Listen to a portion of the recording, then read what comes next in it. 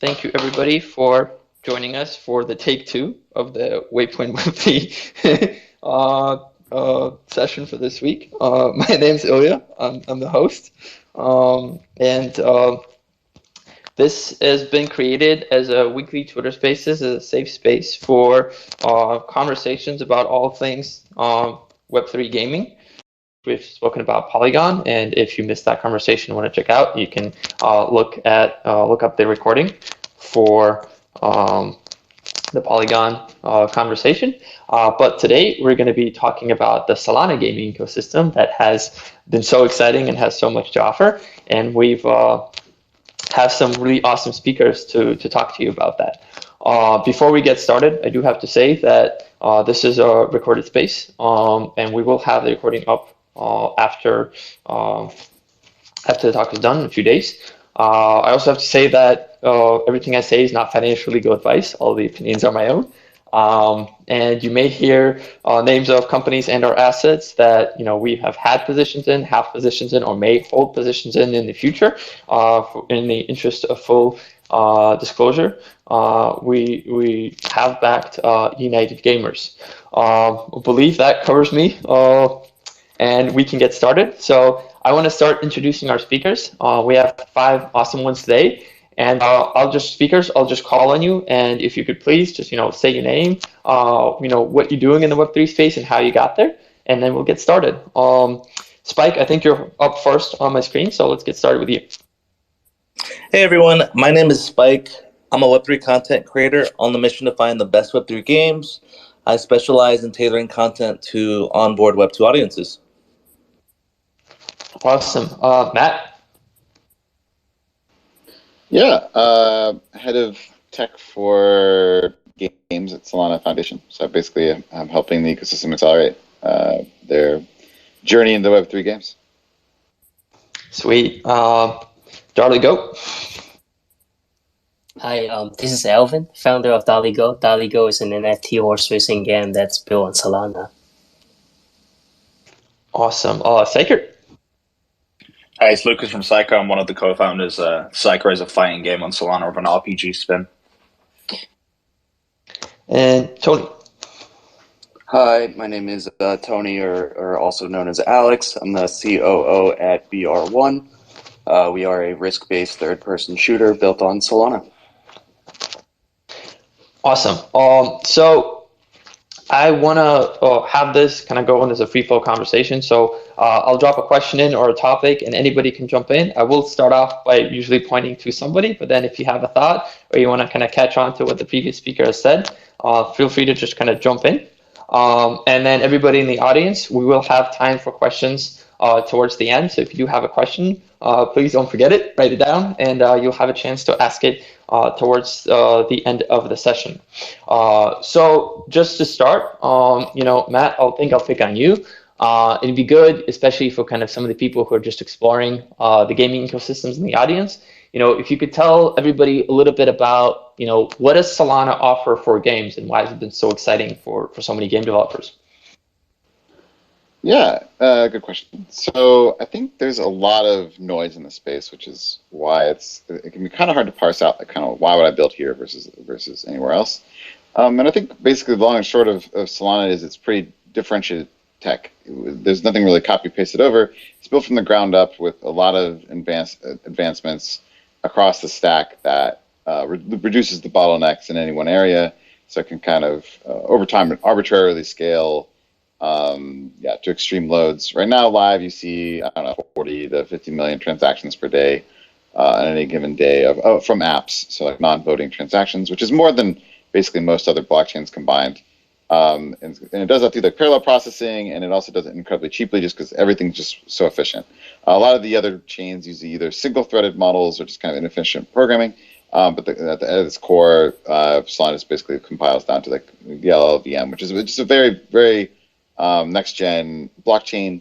And so a lot of people, a lot of the games, if they're trying to put enough on chain, just kind of won't scale on any other chain. Even if you're trying to do some sort of side chain as a service, it just doesn't really scale because you're going to hit the bottleneck of that side chain, and then you're going to have to figure out how do you fragment your own game. And then For me, I think what had me so excited about Solana specifically is just, everything, the network effects of the ecosystem, which we're starting to really see today. Is you get people deploying code and other people can use it. There's that composability factor and the network effects that I think will just accelerate more and more and more over time. And you'll see these side chains as a service companies.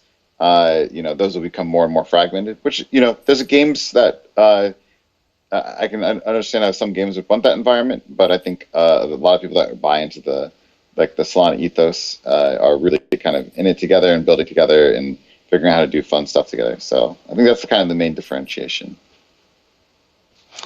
Awesome. And now I want to kind of turn the tables towards the games that we have represented here. I'm curious, how, what does Solana represent to you? How did you go about choosing Solana, right? That process for choosing your blockchain can be rather strenuous for teams. It would be great if you could share, how did that process go and how did you arrive to Solana? Alvin, you can go first.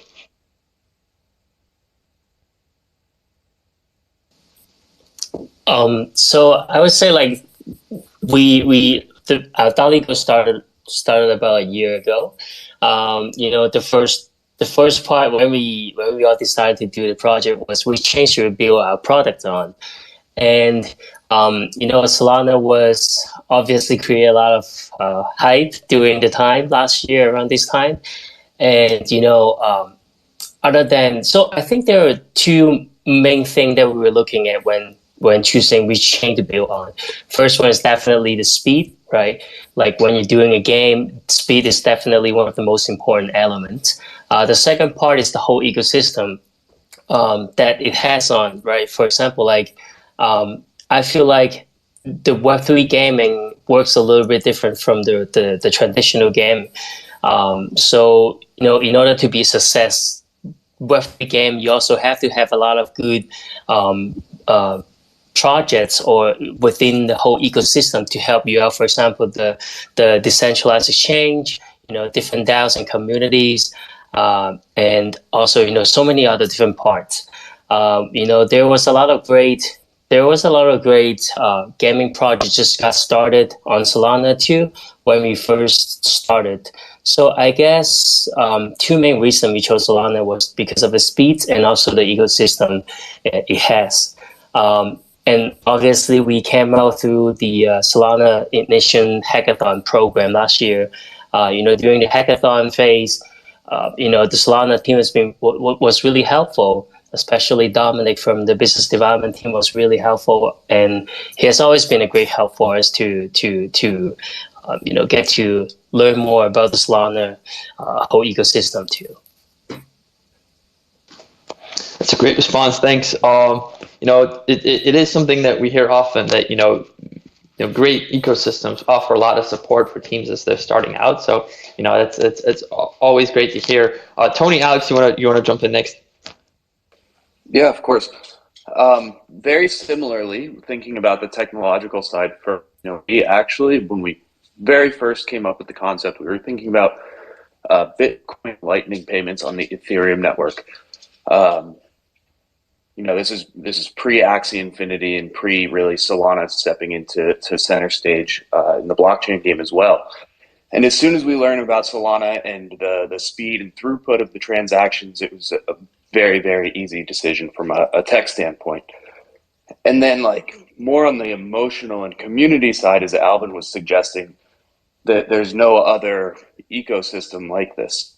You can go on the website today and find a hacker house that's probably happening somewhere in the world in next week. And I can go there and I can go and meet a bunch of great people who can support my game and ecosystem in a multitude of ways. And you don't find that anywhere else.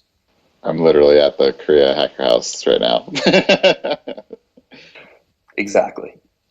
The hacker houses are awesome. I've had a chance to go to one. It's a very interesting experience. I've actually had a lot of FOMO about missing the one that was on the train. I think it was the Prague one. Had a lot of FOMO about missing that one. Had a lot of great things. Heard a lot of great things about that one. But the whole concept, I think is fantastic. But yeah, I wanna let Eric Sanctor chime in. if you have anything to add. Yeah, I can kind of summarize both points. Yeah, so a lot of it is obviously the low transaction fees, the speed. If you a lot of these games used to be built on F. Obviously, transaction fees and everything else is obviously about a year ago way too high. And then on top of that, our game is obviously heavily composed on NFTs, and Solana at the moment has the biggest NFT ecosystem in my eyes. I mean, yeah, there are CryptoPunks and stuff selling for $500,000, but for the average user that wants to play a good game, I don't think $500,000 NFT is their kind of ticket price. So I think just the thriving NFT community is a big bonus that I think a lot of people don't realize yet, and it's obviously growing every day. Awesome. Spike, you kind of represent more of the gamer side of it, right? People coming into play, and oftentimes we hear that, gamers don't care about the blockchain, right? But is there something special about, coming into the Solana ecosystem as a gamer? Is there something you feel that's different here than in other blockchain ecosystems? Yeah, so to tackle that, first things first, I'm a fractal streamer. I just got onboarded recently. What was cool is I was already making content for a lot of their games. The guys over there are doing a good job of spotting some amazing developers and kind of giving them the resources and the platform for it. So just off the top of the head, we have BR1 here. We have DBIO, Mini Royale, platform-based shooters, Meta Ops, EFAs, and Synergy Land. I was already kind of making content. I'm man, I love these games. So first and foremost, if you want to create longevity, you have to work with games that gamers want to play. And I felt on Solana, there's a lot of resources and already a platform for that. I when I started my journey, it was through Axie Infinity, and I was mostly on the ETH network. So I'm just jumping in, but there's a trend of me seeing all these amazing Twitter spaces of all these developers just supporting and helping each other in the space. We're still very early, and having that kind of support system is very helpful, especially because if we win, we all win. So it's great to see this ecosystem kind of grow. So I think that kind of leads us nicely into the whole community aspect of it. We talk a lot about the tech, but the tech is still evolving.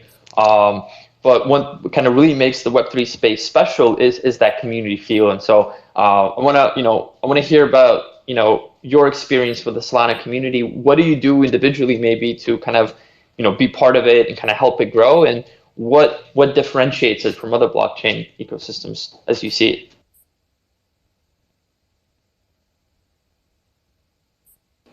Oh, that's a good question. I'm honestly mostly just kind of jumping in and trying to support games that are, supportive of content creators. So I can at least say on the content front, I've just had a really good experience working with developers, giving me access to play tests or demos, and supporting my content.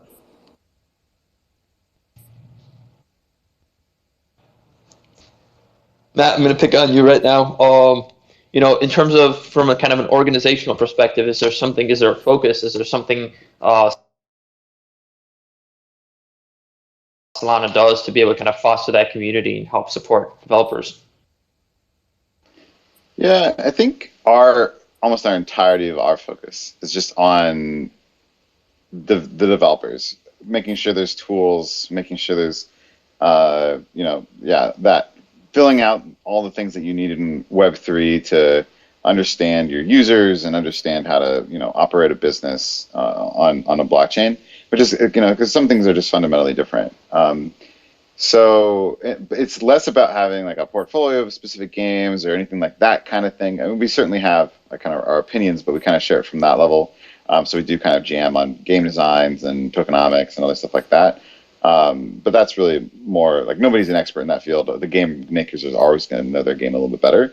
It's really about making sure that somebody's building SDKs and people are building UA acquisition models and all these things that frankly just didn't exist in any part of the blockchain world until recently. Because I ran a NFT marketplace in 2017, 2018, and my company died along with basically every other games tooling company in the bear from 2018, 2019, and so people really didn't start building tools back until Axie started showing up, and people started taking notice then. But so there's a really big gap in the tools ecosystem. So that's kind of honestly my main focus, so that people don't have such a burden to ship their games.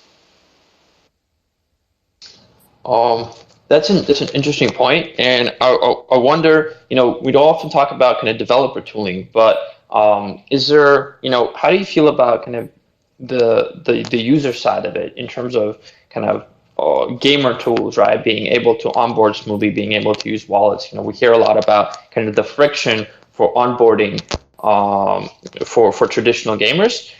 How do you feel, the Solana ecosystem has been tackling that problem?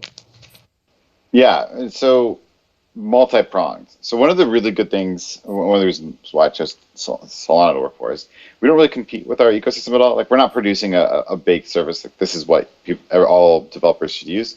We're trying to leave economic incentives, so there's tons of options. And so for me, it's about collaborating with everybody who's putting forth effort to be that legitimate offering for onboarding and on ramp, I should say, into different types of wallet solutions, whether it be fully non-custodial, hybrid, or fully custodial, and just kind of walking people through all of those different tech decisions and doing architecture reviews and a lot of those things. But it's not a specific strategy. I think that's what I'm trying to get across. It's really about allowing for the exploration of the builders to find that product market fit for their products. It's not we want our chain to have this exact thing. It's much more open, much more permissionless. Everybody can build and let the users kind of decide and check out, and let the good builders kind of rise to the top is kind of our ethos. Makes a lot of sense. So yeah, let's hear from the builders. We have a number of games here represented. What has been your process for trying to think about user onboarding and then actually kind of engaging with the gamers? Sure. So there's multiple parts to that question. First, we're really talking about the wallet integration side to like bridge the gap between the tech talk into the community, right? So first and foremost, from like a builder side of things, it's really a lot about creating these user interfaces and experiences that are very seamless for the Web 2 user. A lot of crypto, we're so in tune with the wallet integration and signing and approving various messages that we don't really think twice about it. But when you're talking about gaming and something that's like really hits close to the heart and home for a lot of people, especially in like a contentious atmosphere, like gaming extremely 50-50 on whether NFTs are valuable for the gaming industry as a whole versus not. So when you're trying to bring over that other 50% that's not on board yet, you really have to create that seamless experience for them. And that's something that we're going to be trying to do in the next couple of months here as we look to roll out. And then there's the other side, which I think is, the other profiles of the crypto gaming ecosystem. So I basically touched on the gamer, but then you also have the content creator, the audience member, and the game investor.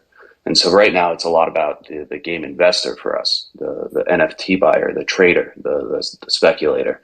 And so really just trying to like dive into the Solana NFT ecosystem community and activating these different DAOs Delvin was referencing has also been extremely critical to our user acquisition strategy.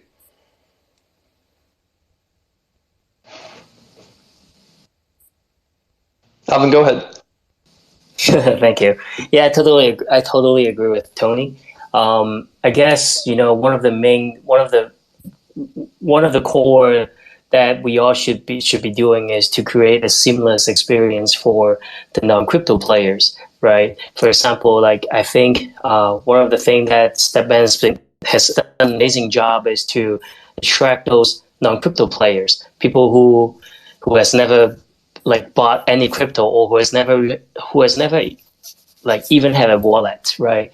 And to be able to create a seamless experience for them to create their own account, and play the game and do pretty much everything in app would be definitely a game changer.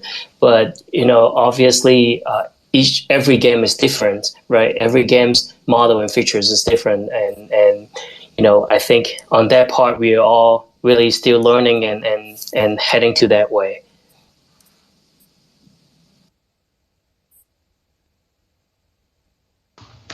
How do you deal with the education component of it? Because a lot of us have been around the space for a little bit, and so it's a lot of these things are natural, as Alex mentioned. But for new gamers coming in, how do you get them onboarded? How do you get them to not be afraid of this Web3 barrier? So it becomes kind of a tool to help them as opposed to a tool to scare them off. Spike, I see your hand. I'll let you jump in. Awesome. Yeah, I'll touch on the last topic and kind of incorporate what you just asked about education. So traditional gamers already have a negative stigma against crypto and NFTs. So the games that I've seen that have been doing really well tend to have like a free-to-play version, which doesn't have maybe earnings or some of the utility or governance locked with it, but they provide something up front that's free. We're following a similar trend like when we had free-to-play come out about 10, 12 years ago. Like I remember me and everyone I knew were like, oh, free-to-play, this sucks. There's no good games. They're just trying to take your money or whatever. And now everyone is playing Fortnite. Everyone's playing Valorant, and they're gladly just spending money, on the games they love. So the one thing I've seen is that there's an emphasis on creating like those custodial wallets, those 5-6 step, like traditional KYC logins. So you get them to have a similar seamless experience where they log into their favorite games, or even like games like EVIO in the Solana system. Like you don't even need a login. You can just literally start playing the game in the first 30 seconds by going to their website. So they created a seamless experience for that. So the 3 games that I saw that added a layer on top of it that I felt was very good was they provided value up front. So I've seen games offer like NFT packs or any other items just like free, just to get people in, kind of like traditional mobile games where they're like, hey, join now and get 5 free chests. So that's one way to kind of attract users, give them that free to play experience. Then the layer on top is I've seen them have them start playing and then unlock something, whether it be an NFT or a whitelist, and they're like, hey, what is this? Like they'll play big time is a good example of this. You jump into the game, then you could get an NFT drop, and then you're like, oh wait, what did I just unlock? How do I get it? It's worth money. And then they just find out like they got value with just putting their time in. And for a lot of people, that's like, how could this be a scam if like I'm playing a fun game and I'm getting rewarded for it? So like that's the mechanism that I've seen people kind of attract gamers, traditional KYC, and then once they get this value from the enjoyment and then maybe like an NFT drop, that's when they look up on YouTube, how do I create a wallet? Or they talk to their friends or their guild mates and get onboarded. That's go ahead, Alex. Couldn't agree more. The key word I was thinking of was really about driving incentive for Web2 users to want to sign up for a Web3 wallet, claim their NFTs and things of that nature. So like when I was speaking about a seamless integration before, very, very similar to a lot of these ideas, there's a process that mimics a Web2 onboarding experience of getting your username and things of that nature. You can start playing a game right away, and then you maybe are accruing a token, an NFT, something, just anything that's kind of triggers that happy response from the player. And eventually, at some point, there's going to be enough incentive inside of their account that they're going to want to unlock that. And at that point, they, will cross the bridge into Phantom Wallet integration and the full play to earn Web3 gaming experience. But I think it's almost this mask in a lot of ways where it's just a Web2 game. There happens to be some Web3 in the back end. And eventually you get curious enough to want to stick your head around the curtain and see what's going on the other side. How much education may be too much education, though? Do we need to, as a community, educate newcomers about kind of the intricacies of kind of consensus mechanism and so forth, or do we really just keep it at kind of the top layer with DeFi? It was kind of very important that people really understood what was happening, or there was a lot of danger to to kind of to the usage. With gaming, do we just keep it at the top layer where they're able to create their wallet and they don't really need to understand what's happening underneath, or do you think it's important that we continue to educate kind of the broader gamer population? I think that's a really interesting idea and concept. I think there's also a lot of other education that's happening around. So there's kind of the hybrid approach, I think, will be the best. Like, obviously, you need to make sure that your audience isn't getting scammed. So at least giving them the underlying basic security knowledge and understanding about like how important your seed phrase is, for example. Like that kind of education, I think, is just always going to need to persist. But then, like, what's truly going on underneath and various mechanisms and what truly like is a smart contract by definition, I think will just come over time. And I think there's enough other crypto products that are going to be around and become ubiquitous in people's lives that they'll pick up on this alongside what they're doing in the gaming environment. I think I might have a bit of a contrarian, spicy take on this. But if you look at the most popular games in the world, and I would not call those smooth onboarding experiences at launch. League of Legends didn't even have a tutorial. Fortnite Battle Royale was just like an offshoot of the actual Fortnite, which was a dungeon defender that they just kind of like jankily put together into a Battle Royale to catch on to like the PUBG craze. And it definitely was not usable, or people didn't, there was no like tutorial, like there's no like real, and building in Fortnite is incredibly hard.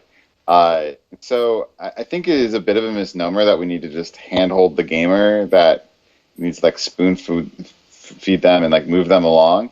I actually think more of the gap, at least the high potential for the gap here, is that you distill the Web3 the experience so much by trying to make it easy that you actually don't provide the value on the back end.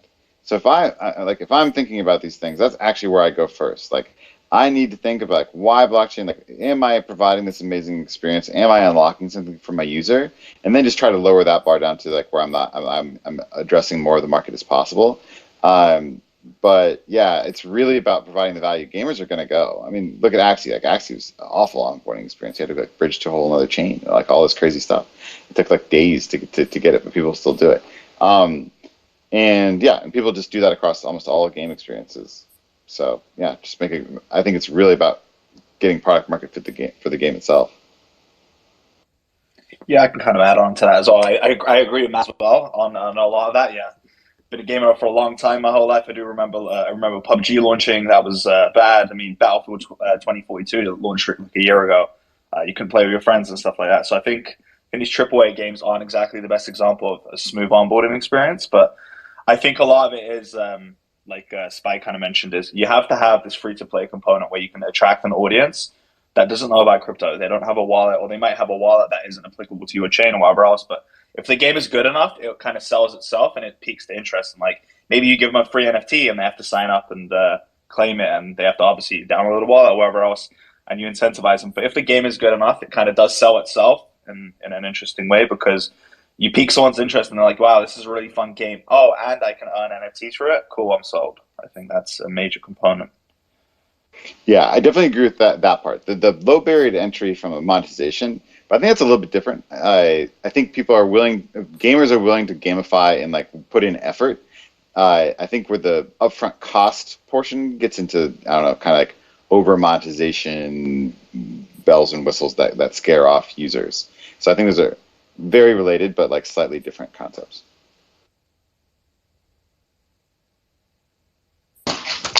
One thing I want to kind of touch upon off of these points is, for Web3 games, a lot of the time the community comes before the game, right?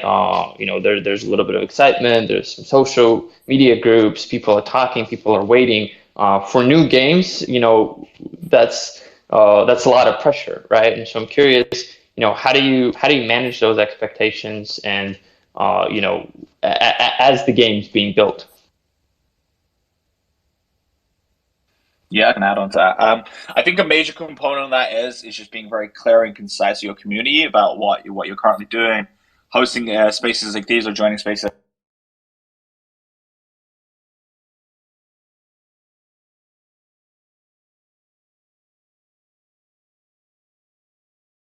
Hosting spaces, talking to your community is a major component. I mean, if you look at a game like Cyberpunk, super hyped, and then it launched and it was pretty bad. So I think just to get rid of that element and obviously not burn your community is just be upfront. I mean, we minted our first NFT 5 months ago. Still haven't shipping our game shortly, like the pre-alpha version. But a lot of our community is still happy. There hasn't been any kind of major outcry or anything. Everyone's just waiting because we're very clear and concise when we communicate with them. Yeah, definitely agree on that part. Communication is probably the key, I would say. For example, at DollyGo, we try to give our community a daily update, or at least there are going to be 3 or 4 updates, major updates during the whole week. And also, this is a really interesting shift as well, I think. From being community first, I mean, like from the transition of from Web2 to Web3 game, where we're talking about community first. For now, is we try to ask, we try to let the community vote on what they like the most when we roll out or when we are deciding, what kind of element we should add into the new features, that kind of thing. So we definitely want to build a game that our community, first of all, they like, and they second is they get the feeling of they are actually getting involved in this, which is an experience that those Web2 games or the traditional game will probably never give you this kind of the same kind of experience. Go ahead, Spike. Yeah, I think it's very interesting. We have this dilemma in Web 2 where it's like we announce a game early and then everyone's like, I'm tired of waiting, and then they start fudding. And then you have games that they talk about it at launch and they're like, they rush this game. So what I've been seeing in the Web3 space that's interesting, and the thing I would suggest developers is to deliver value up front if you're going to run a token mint or like NFT sell. Just so people know what they're getting into. Otherwise, it's all based on speculation. You can talk about how amazing things are, but then you run into the issue where people want value. Speculative traders want value in the next 3 to 6 months, or they start to FUD that you're not working fast enough or hard enough, regardless of what your progress is. So what's really cool is I see some developers come with games out first, or they're just developing early stages. And they're releasing modules, which is like smaller components of the game, to build up to a larger game. So like, for example, Midnight Society, the Doctor Disrespecting a game, they're doing a snapshot every 6 weeks. And, there is some people that are talking about, hey, like, this isn't AAA quite yet. It's been in development for 6 months, but like the community is building alongside them, giving input, and they feel like they're part of the experience. They call them founders, and they feel like a attachment to the project. So those are some of my insights as a gamer, which has been really interesting in the space.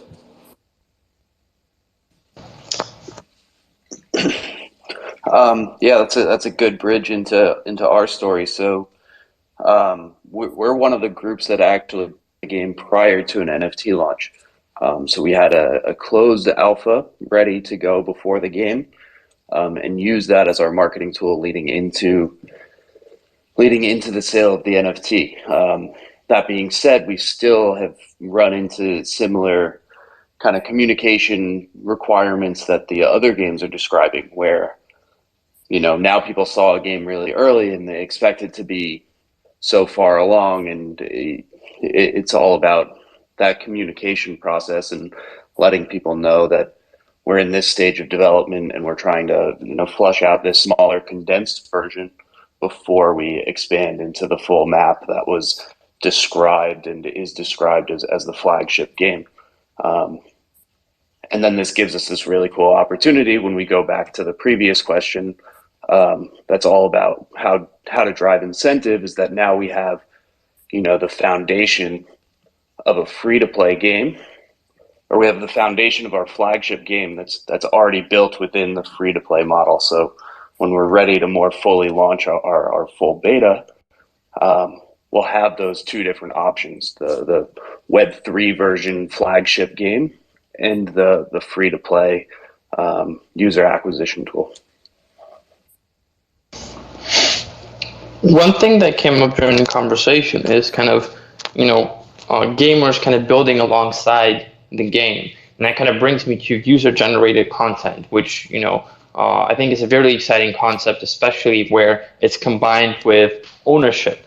And so I'm curious, how do you see user-generated content within the context of Web3 games? And does Solana allow something from a technical perspective that makes that easier, smoother, more realistic?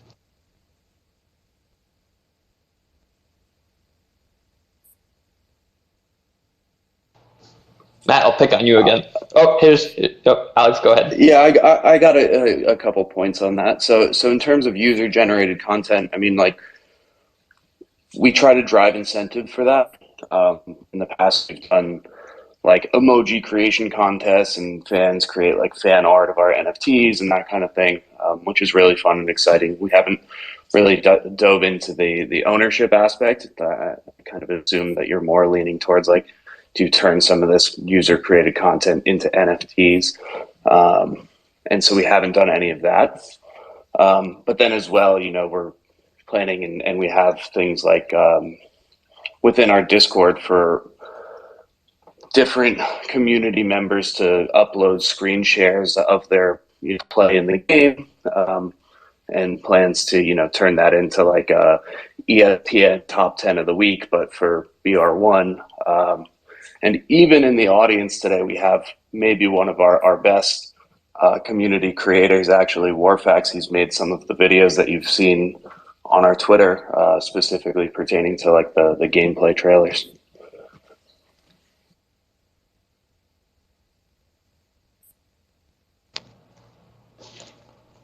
Awesome.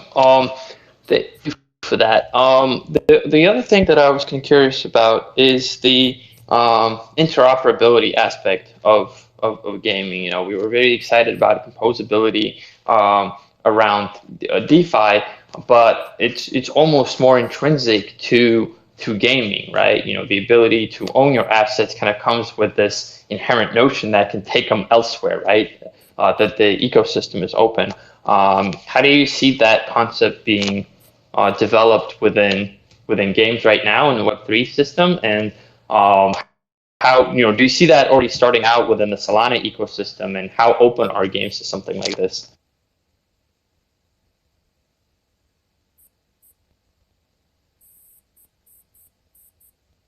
I think I can chime in. I think it's the Solana system. I could be mistaken, but there was a large collaboration between Millions and Mars and I forget the other game. It was a farming game, but what they did is they incorporated both audiences by having them do a quest, and if they did that quest, they were awarded a free NFT that gave them access to the other game. So they inherently were two separate games and provided value through each other by incorporating both their communities. And I think they onboarded, I don't know, it was at least 5 figures in the number of players, but it was very successful.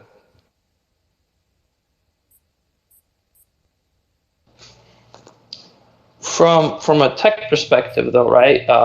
Being able to integrate somebody else's assets into the game, is that something that's realistic? A lot of traditional game developers be very against that, especially when you come to like FPS titles, because they say you can't have a laser gun in my traditional shooting game because it will wreck everything, right?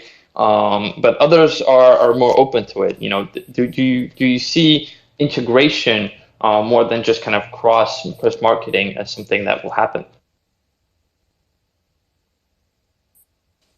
I think it'll happen eventually.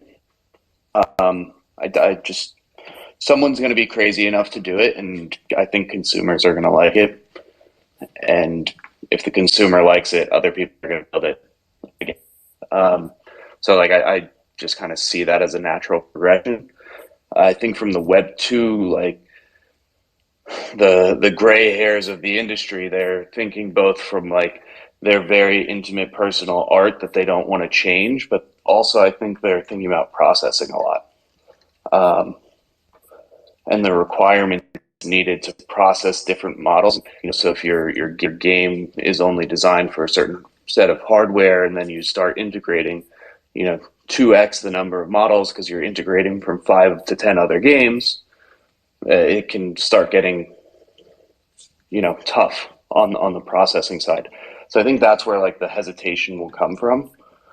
But like, if we could integrate a Darligo horse into our open world, ride throughout community happy and the Darligo community happy, there's no reason why we wouldn't do that other than the processing involved.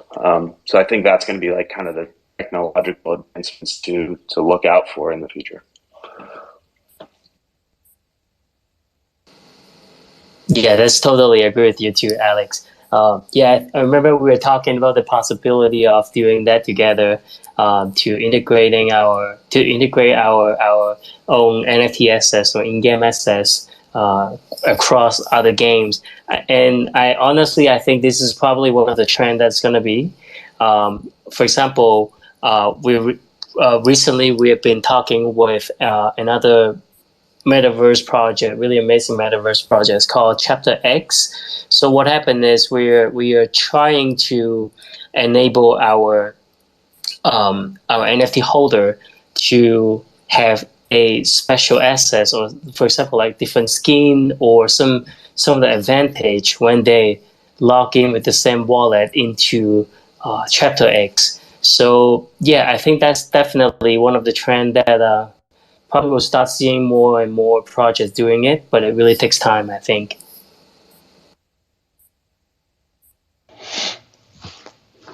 Go ahead. I can kind of comment on that as well.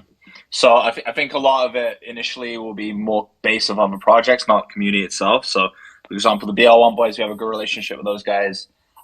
We're actually working on eventually integrating some of their assets into our game, but those would be kind of custom made by our team and vice versa on their end. So you could have like a BR1 element in our game. So maybe it's a helmet for our game. Obviously, we're a fighting game. So it's like someone else mentioned, you can't just exactly add like a gun into a fighting game. That wouldn't work. It'd be unfair. But we have a lot of collabs with other like major projects, Monkey DAO, stuff like that. So we'll be integrating some of their kind of NFT traits into our game.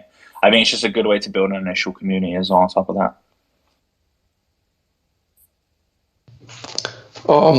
We're 15 minutes to the hour. I wanted to kind of open this up for the audience. If anybody has any questions for our speakers, just raise your hand. We'll call you up to the stage, and you'll get to ask your question. So don't be shy. If you have any questions, raise your hand. In the meantime, I wanted to ask about mobile.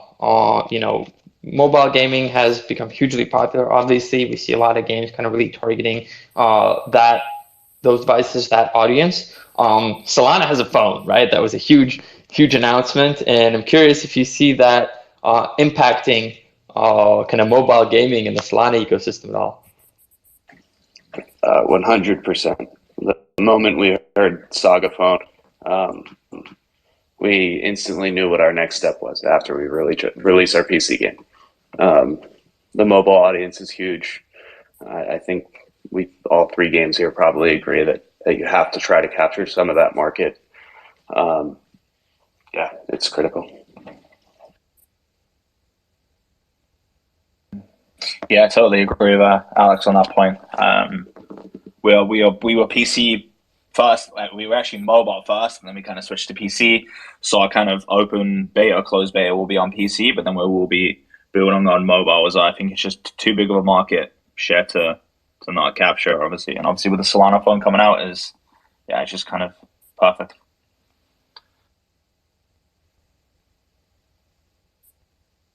Spike, I want to throw it to you for a second in terms of kind of content creation and how to like the different type of gamer that goes for kind of a mobile game versus a PC game. Do you see any difference, and do you see any difference creating content for those different games?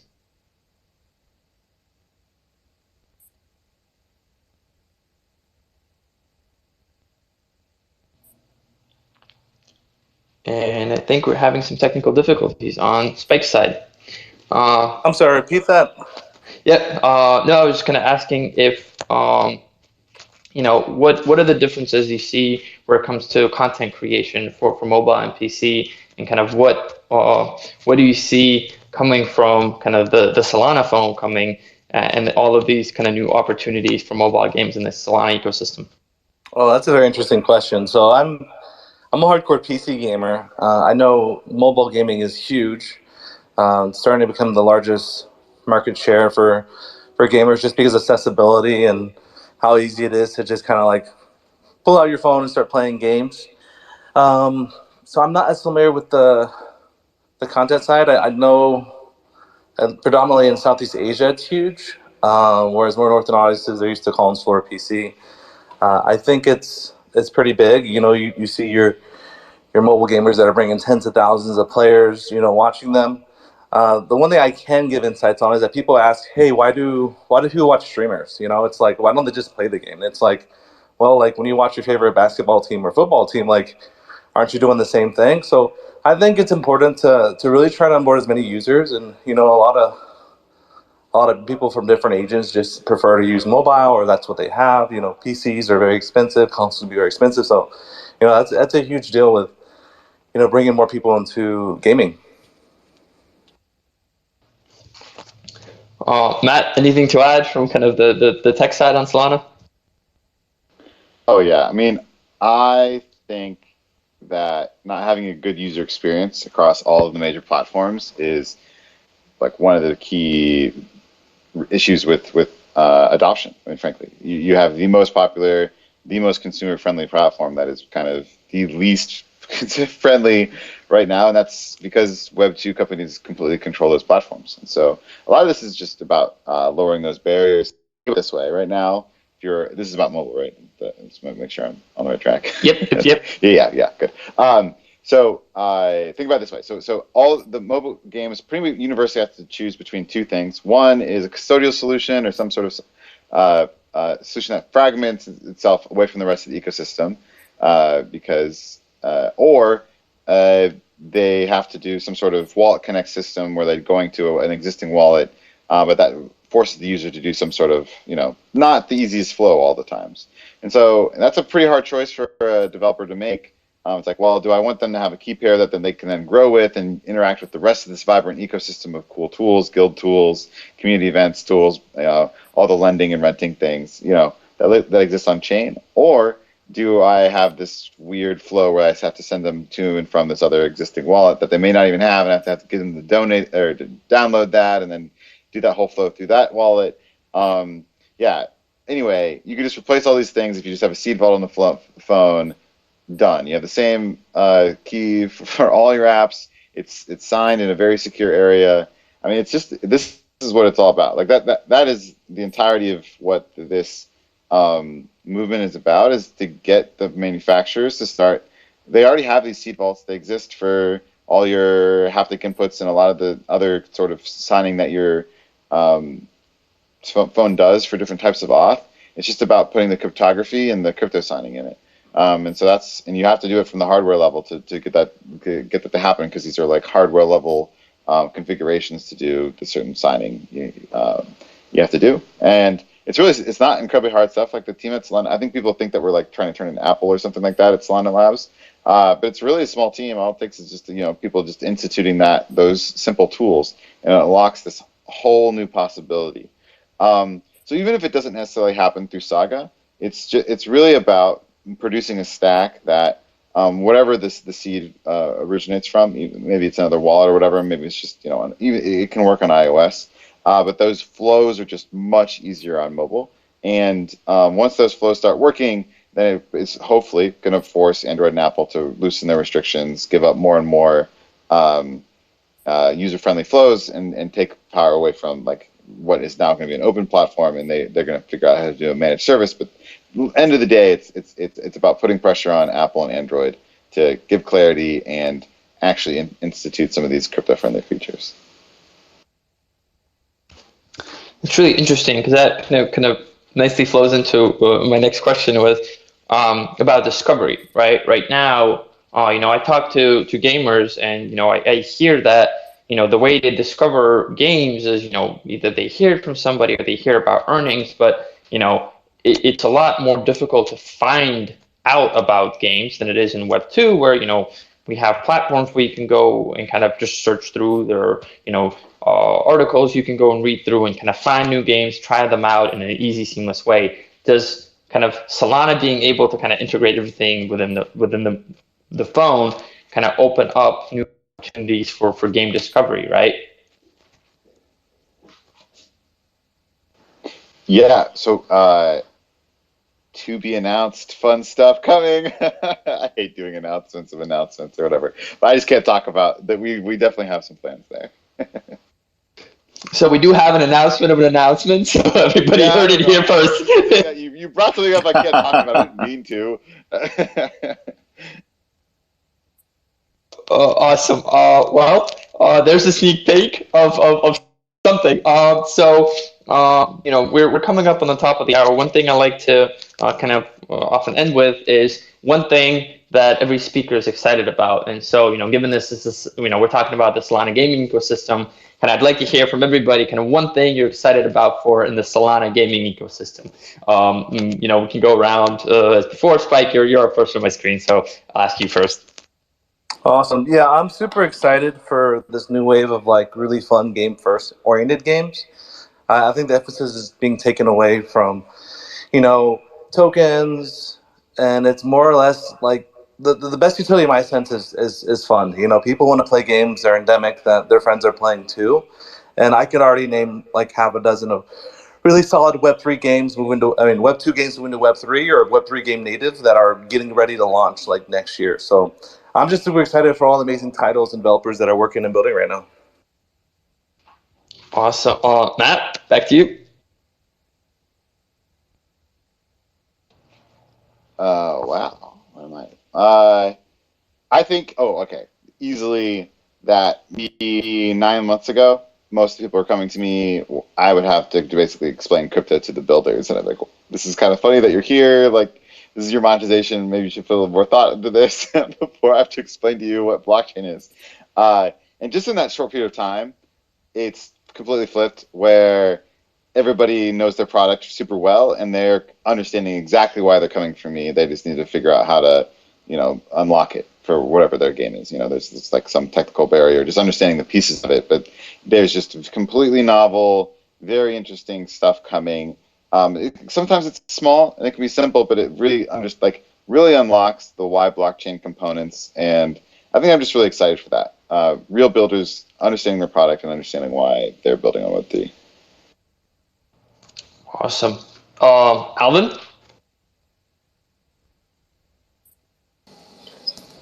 Yeah, I'm really excited about the transition of the whole gaming industry right now, and I think, for